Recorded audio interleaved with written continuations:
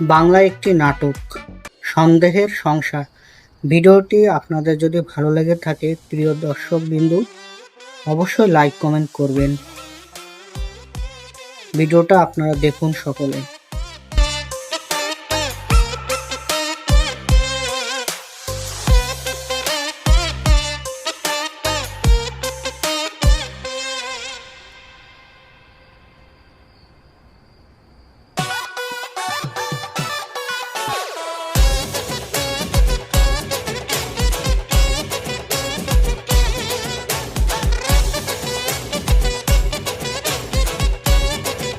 Hello Munni, কি অবস্থা?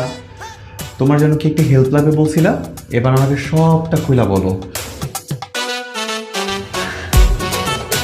আমার বউ, ও তো ঘুমাচ্ছে, ও তো টের পাবে না, তুমি বলো বলো। আই বদমাশ, দরজা খোল, দরজা খোল, দরজা খোল, রাফি দরজা খোল বলতেছি, দরজা খোল, দরজা খোল, দরজা খোল। কি ব্যাপার, কি হয়েছে? একটু কি ঠিকঠাক মতো টয়লেটটাও ব্যবহার করতে দিবা না? কার সাথে কথা বলতেছিলি তুই? আরে আমি কার সাথে কথা বলবো? আমি কি বাথরুমে মোবাইল নিয়ে আসছি? মোবাইল তো বিছানার পাশে, বালিশের পাশে ছিল, দেখো না তুমি? না, আমি স্পষ্ট শুনছি তুই কার সাথে কথা বলতেছিলি। কই দেখি। আরে তুমি বাথরুম থেকে বেরো না, কি করতেছো? আমি তো বাথরুমে আছি নাকি? শোনো কথা।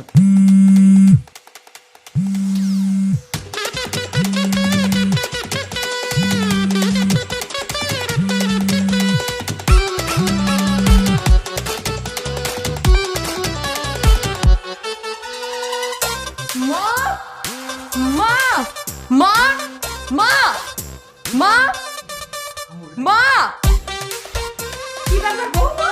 কি এত রাতে আবার কি হলো? মা, কুরবানির ঈদে গরু জবাই করার সময় আমরা যে ছুরিটা ব্যবহার করি ওই ছুরিটা কই? কেন বৌমা, কি হয়েছে? ওই ছুরি দিয়ে আজকে আপনার ছেলেকে আমি জবাই করব। ও কি করছে জানেন? আমি যখন ঘুমাচ্ছিলাম তখন ও ওয়াশরুমে গিয়ে অন্য নারীর সাথে পরকীয়া করতেছিল। এবার আপনি বলেন আমার কি করা উচিত? কি? না মো, এরকম কিছু আমি করি নাই তো।